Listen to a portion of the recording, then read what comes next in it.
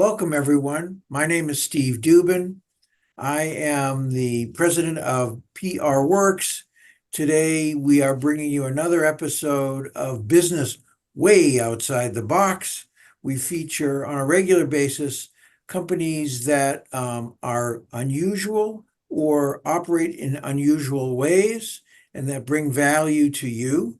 Today, we're going to talk about college admissions, an area that most people are overwhelmed by as they interact with it and could greatly benefit from expert help of someone walking them through the process. Today, I'm going to bring on an attorney, a mother, and a consultant, Honoria DaSilva-Kilgore, based in Massachusetts, and helping a variety of families have access and affordable access to college admissions. Honoria, welcome to the program. Thanks, Steve. Glad to be here. So let's start with your personal story of how you got involved with this service. A couple of things. One, having gone through it personally as the mom of a student athlete. My son was a fencer, so not even a sport that most schools up here support. So it was a definite learning curve, but also figuring out so many things and what was going on behind the scenes and how we got money to help with school, even though we don't qualify for financial aid. So there was a lot of different moving pieces and a lot of different prongs and aspects that went into that whole process that I thought was super interesting. And I have learned to parlay that into things for other families as well. But in addition to that, as a practicing attorney of over 30 years, primarily in bankruptcy law, there was such a need for this, because I would ask my clients that we're filing bankruptcy for, and part and parcel of a lot of times why they're doing that is because they have too much student loan and it's impacted everything else that they can afford or not afford to do. So I start asking more probing questions, and the answers were always the same. I didn't know any better. I didn't get any guidance. I didn't understand the financing. I didn't know I had other options, or they co-signed for kids that then defaulted or took out too much in Parent Plus loans. But it's always kind of the same thing. And I'm like, we can do so much better without compromising quality. There's such a thing, in my opinion, as a reasonable amount of borrowing. And then there is an overwhelming over borrowing that gets you into trouble. And ideally, you shouldn't have to borrow at all. So depending where I can get people in that process affects obviously the formula, but the goal is to get the best fit for the student while not overpaying or over borrowing on the parent or student side. So as I started doing that, not only for us, but for some friends, then my friends are like, you really should do this for other people. And I'm like, okay, let me think about that. And then it just kept building from there. So we incorporated in 2019 and have been building ever since. Okay, and so there's two components. One is finding the right fit for the student, obviously, and then secondly is getting the best possible financial package for that student and that family. Let's start with the best fit. How do you help kids and families determine a school that would be both in their comfort zone, in their interest level, and something that's sustainable so they can graduate and have a good experience? Yeah, so most people, when they start thinking about best fit, they're already playing a game that they don't even know they are, and they don't know what the rules are. So they're already looking at, oh, what college should I apply to? And just hoping it's going to shake out okay for them. And that's really not a strategic approach. So the sooner I can get involved in the process, the better, because it really starts with building the best foundation that you can. And that foundation for the student starts in high school. If I get a senior, which I won't even take a senior after September, or even a junior, that foundation is set. I am only working with what I'm presented as far as grades, strength of schedule, GPA, SAT scores, whatever that may be. And that's fine. We work with what we have. But if I can get in earlier, I have input in how strong that foundation is. I'm also guiding them towards what classes to take, at what level, how often to take those SATs, what to use them for, and so on. So you take those ingredients and whatever the student's really interested in. Mind you, I'm not asking them what they want to be when they grow up, when they're 13 to 17 years old, but I do want to know what they like. What are they kind of naturally better at or enjoy? That's important. So you take those things, and then you also take their other interests. Their other interests are super important because you got to put the kid in the right environment.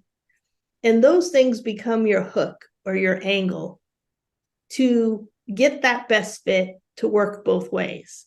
Meaning, what does a school value? And are you bringing that value to them? Whether it's a sport, an activity, an interest that you have that you're pursuing that complements or adds to their student body. So once you move beyond GPA and test scores, that's the first part, academics. Every place you apply to, you should be academically qualified to get in, because everyone else that's applying should also be academically qualified to get in. That said, schools aren't accepting 100% of their applicants, obviously. So they are rejecting people who are academically qualified to get in, right? So that's one side of the coin. The other side is getting enough aid, whether merit, financial, or a combination of those two things, to make it affordable in the family's budget.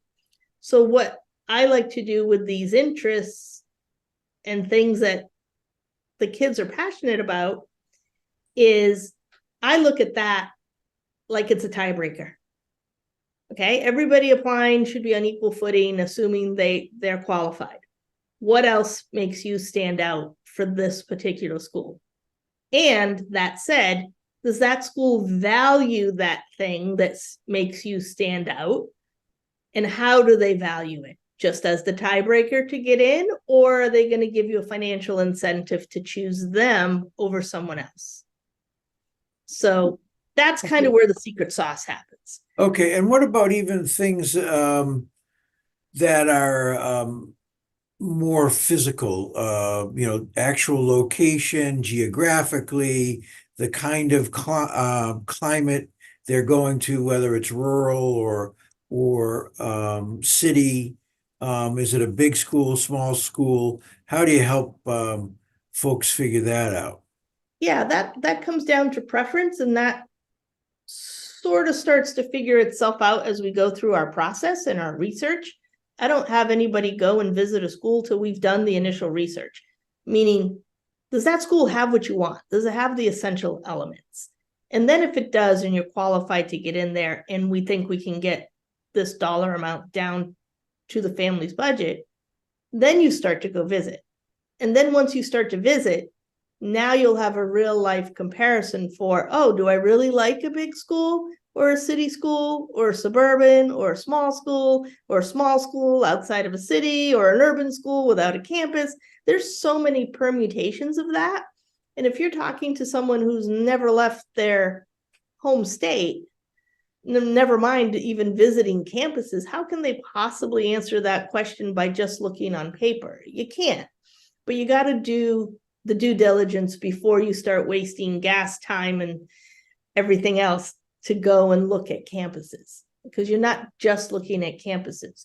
You're there to see if you fit in. How does the student body look? Do I see myself here?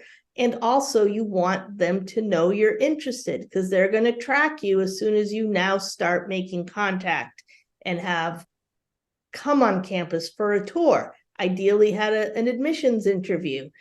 Those things all start to work in your favor on the tiebreakers. Why should Florida take a kid from Massachusetts who's never been there versus a kid from, I don't know, Rhode Island who already visited and whatever? So if they're both equally qualified and interested, the school's going to take the one that's shown real interest by sending more than an application, because they don't want their yield to go down. They don't want to be rejected either. That affects their planning and their numbers. So they want you to want them as much as you want them to want you. Well, and also, I know that a lot of families actually enjoy the college touring process. It gives families a chance to have a vacation, to spend some time together, to have a whole new experience. But sometimes that itself is overwhelming. It all starts to blend if you're looking at several schools. And I understand you have a tool that helps them evaluate each visit and document that so that they can look back and have some objective perspective. Yes, because what I've tried to do is quantify the subjective, because I like to have metrics that are measurable. So then that's hard to do on something that's soft and fuzzy when you're talking about how did it feel? What did you think? What did you like about it? I'm being more specific. So if you go on my website, there's this college survey questionnaire, score sheet, whatever, that you can download. And I suggest you use it and fill it out immediately after the tour. So I don't want the kids distracted checking off boxes.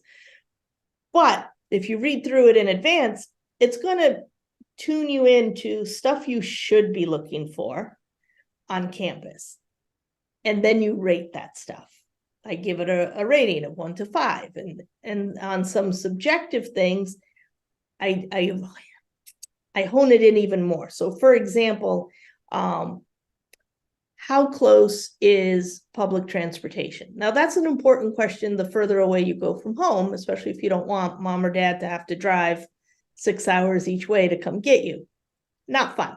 So you need to know how you're going to get home, how often is that possible, and so forth. But that is a very subjective answer. I find that if you're from New England, 2 to 3 hours, you start to think is far. However, my client from Texas goes, oh no, that school's too close. It's only 3 hours away. So it's perception. So the way I have them score that question is close enough to walk, I have to get a ride, or too far for me.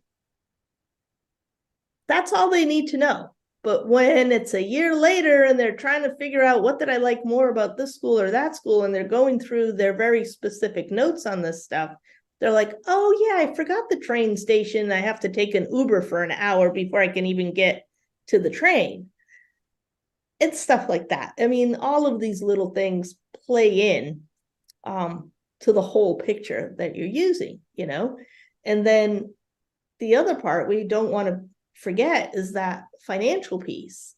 And here is where there's so much misperception on families about what they should be doing or not doing, because there's a lot of assumptions. So if you have the higher earning families, they're like, I'm not going to fill out the FAFSA, so why am I going to bother with that? I'm not going to get any financial aid.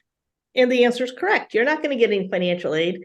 You're going to get just a guaranteed student loan, which I personally think the student should have skin in the game, and that's a reasonable amount to take.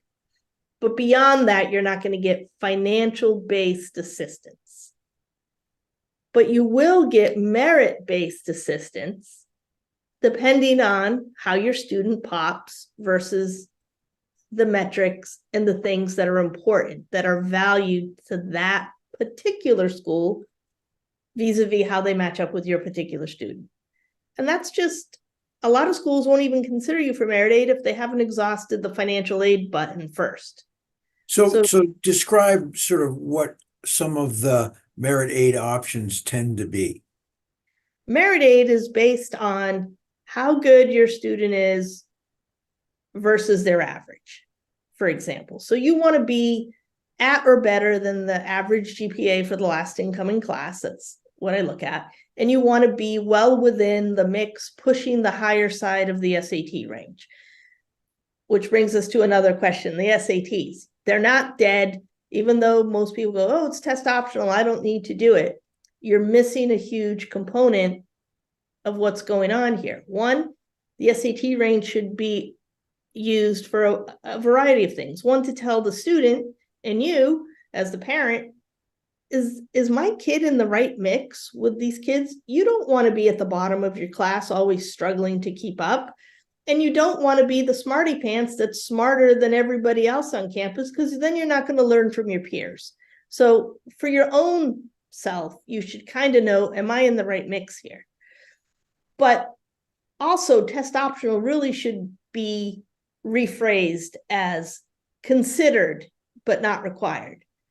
So that kind of changes the thought process. If it's considered but not required, why in the world would someone who's in that range not submit their SAT score? Because it's going to be considered in their favor. You use all the tools at your disposal to help you out with that. Some schools, a lot of schools actually still use the combination between the SAT score range and your GPA together to see if you qualify for some of that merit aid money. And when I'm talking about merit aid money, that's free money. That's scholarship money. That's grant money. But let's put it in a real world perspective.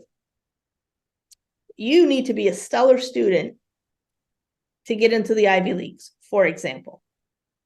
Only 8 Ivies out of 4,000 accredited schools. We're talking about 8 schools here. Their application numbers are astronomical. Like, let's take Cornell. 6% acceptance rate, last I checked. Over 70,000 applications a year. Okay, so you got some stiff competition to get in.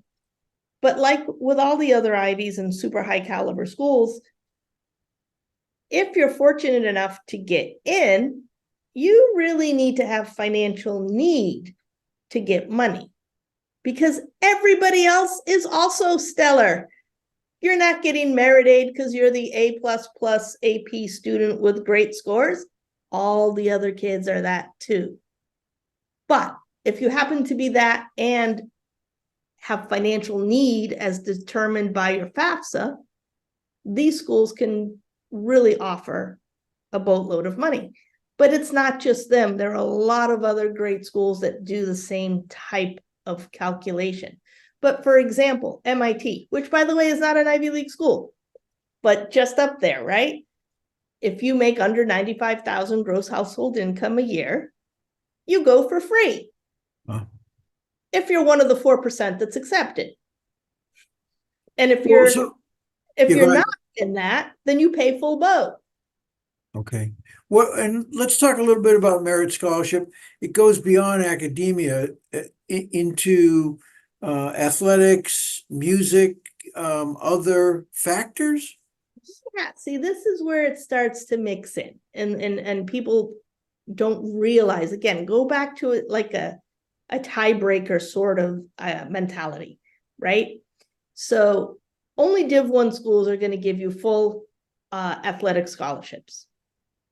And of those, only about 2% of those kids go on to be professional athletes. Yeah. And when you get into a Div 1 school on an athletic scholarship, they own you. You don't play that sport anymore, that scholarship goes away. You can't perform, you get cut, that scholarship goes away. Your classes conflict with practice, guess what goes away? Okay, that's the approach. And that's fine if that's what you want, that's okay. But then there's everybody else. There's the Div 2 schools that have some scholarship money for athletics, and then there's the Div 3s that do not. But what really happens is if you have a really good athlete that a certain coach wants on his or her team, and that kid is above average on what they expect you to have academically, and they have merit aid, not every school does, gee, that coach can let admissions know, I really want this kid on my team. So if they apply, or I'm going to ask them to apply early or whatever, keep a lookout because I want them to get into the merit aid bucket of money, which is not an endless pile of money. So they have to choose who's qualified to get it and who is going to get it. And that's where you get the leg up with the sports and the other things. Okay. And there is some misconception about, if Johnny's not a genius and he's not going to Harvard, he's going to UMass. Oh, God. Right. Okay. So it's that Yeah. argument that if my kid is not really at the top of the scale, we're not going to spend private school money, especially for a less than Ivy League private Well, that's school. just silly. Like I said, we have 50 states, we have almost 4,000 schools, and you're telling me only 8 are great. Sorry, that's just not the case. Also, there's nothing wrong with flagship public universities, regional schools. This is about what's the best fit for a particular kid. Just because someone went somewhere, it means nothing as to your particular student specifically. So, but I do like to use, since I'm in Massachusetts, I do like to use UMass Amherst as a good barometer for what to expect and how that works. So for example, right now, if you were to go to UMass Amherst, full cost, all in, and when I say that, I mean room and board and tuition, not books, travel expenses, social expenses, stuff like that. It's over $32,000 a year. And if you're smart, you get one of these Abigail Adams Awards, that's $1,500 off. And if you don't have financial need, that's what you're paying, $32,000 roughly minus $1,500. So that's a good start point. So, and that's a really good school. But I can do better if you're open to other thoughts. And the misperception is that private school is going to cost you more than public. No, not if you get the right mix. Or I only have public school options in Massachusetts. Why would I look at another public school outside Massachusetts? Because those could be less expensive as well. The same formulas are in play. So it depends on where your cost starts minus what you can get them to give you. Okay. But this is going in as to why you pick them. Not as I get, especially this time of year through April, I get a lot of calls where like, my kid's a senior, we've already applied and we've gotten into XYZ and they didn't give us any money. Can you help? No, I can't, because you've already gone beyond. You picked something, you played the wrong game here. They don't have to give you any money. If they're operating from the standpoint of, we let you in, you should be happy, and now you pay us X cost, right? Because you didn't get all of the things to line up otherwise. Well, so tell our folks about some of the kinds of savings you have brought to your clients from public schools on to your pricier private schools. Well, the two biggest results, I'll say, and again, this depends on where you fit, right? So I've had 2 kids where they're really stellar students, but the parents don't make a lot. So these parents wouldn't even be looking at the places I'm having them look at. And at first blush, they look at me like, are you crazy? But no, I'm not crazy. So they look, and I'm having them look for a reason because the other stuff lines up. So I had a student go to Middlebury. Middlebury at the time was $75,000 a year. She gets a loan from the school for $5,500, which is the equivalent of the guaranteed federal student loan for freshmen. And the rest is what the parents are supposed to pay. Well, they gave her enough merit aid, so free money. So her parents pay $1,500 a year. Wow. I currently have a student at University of Miami, private school, costs over $82,000 a year. Again, stellar student, parents don't make that much. Student loan, minus all the other aid, his parents are paying $8,300 a year.